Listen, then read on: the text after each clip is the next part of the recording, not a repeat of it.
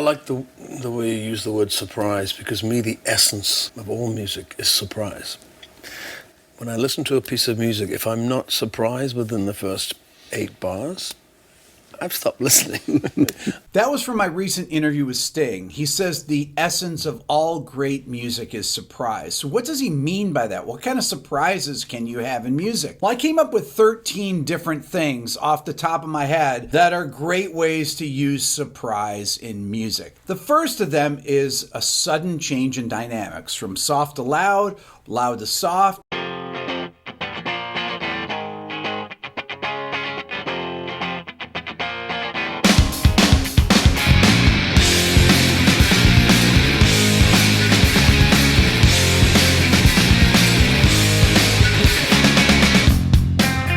That is a great example of sudden dynamic change. As a matter of fact, Nirvana, their arrangements use this all the time. The second thing is modulation. Modulation is when you change keys. Typically when you do it on a section, that's a surprising thing. And what is one of the greatest examples of that? Well,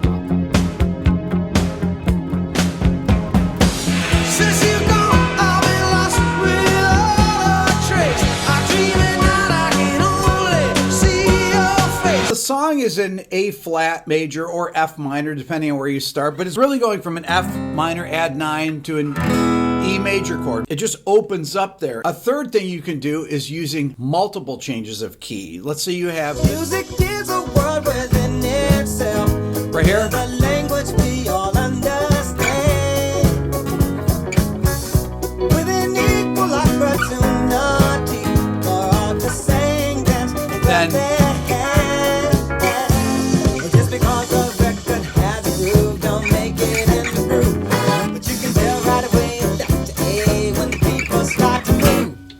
Then right here. Great use of chromaticism. And then, so odd, right? But it sounds so natural.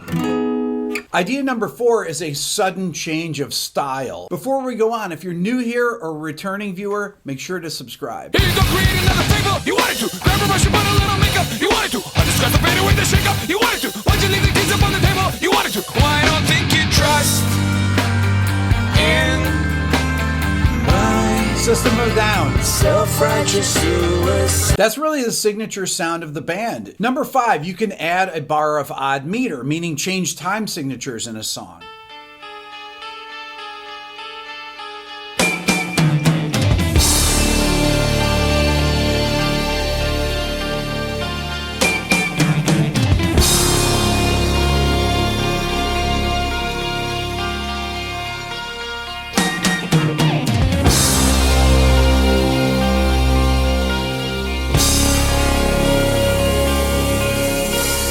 That was, of course, Dance on a Volcano by Genesis off Trick of the Tail. Now, this changes time signatures pretty much every bar. It starts in 6/4, 1, 2, 3, 4, 5, 6. Then it goes into 11/16, which is 1, 2, 3, 4, 1, 2, 3, 4, 1, 2, 3, boom. It's really hard to count. Da, da, da, da, da, da, da, da, da, da, da. Then it goes into 4/4. Then it goes back to 11/16. Then it goes into 7/8. And this is just the intro. It's changing time signatures multiple times to create surprise. Number 6 is a change in vocal texture. That can be adding harmonies, or that could be going from full voice to falsetto. Here's a great example of both. Sarah McLachlan.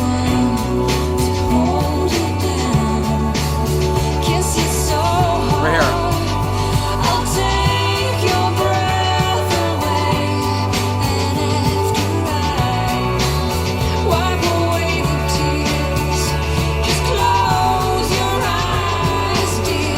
Number 7 is using a borrowed chord. A borrowed chord is just grabbing a chord from a different key. Some cases it can be the parallel major or parallel minor key. In this case, it's from the parallel major. You know this song.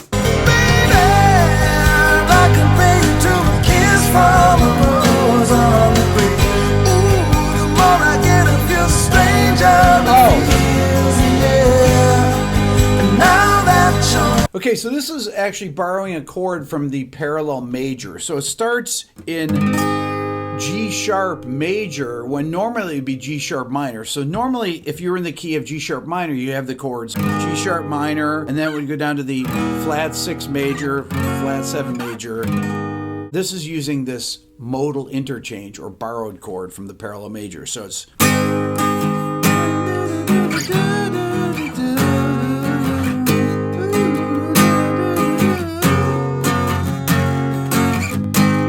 This video is brought to you in part by my upcoming live shows in Seattle and Los Angeles. Click the link in the description to be part of a live What Makes This Song Great and Ask Me Anything from the audience. Surprise number 8 is what I would call rhythmic unrest. That's when things are rhythmically chaotic and then all of a sudden resolve themselves, like this.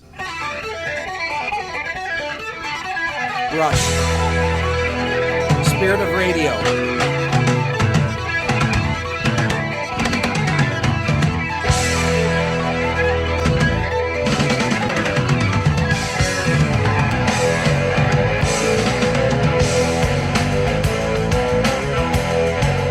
Who would do something like that? Oh, Rush, of course. Number 9, one of the easiest things you can do is change tempo. It's something that songs rarely do anymore. It's just starting now to ramp up.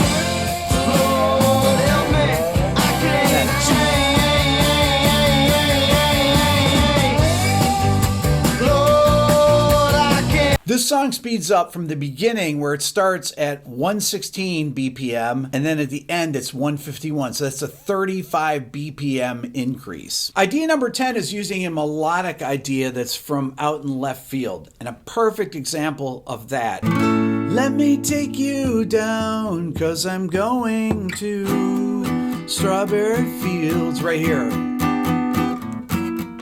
Nothing is real.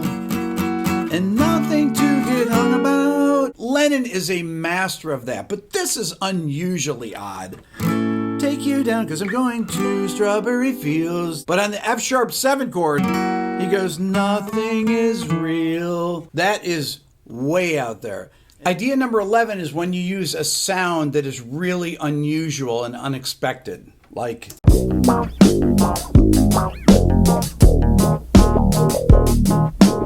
Nobody move, there's blood on the floor.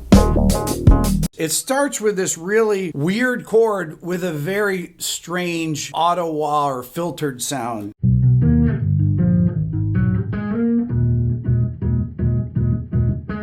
Idea number 12 is when lyricists use enigmatic metaphors. These are things that people try to decode and give their own meaning to. And she's buying a stairway to heaven.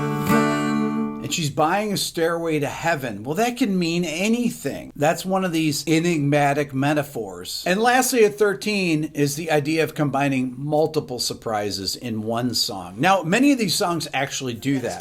What is a house with a better view? A family broken in variables. What is a rapper with jewelry? A way that I show my maturity. What if I call him security? That mean I'm calling him God for purity.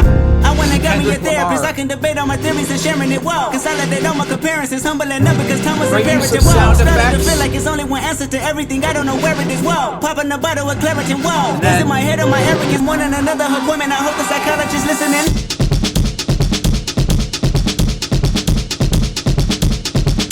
That's my list. Let me know if I forgot anything. Leave it in the comments. Thanks for watching.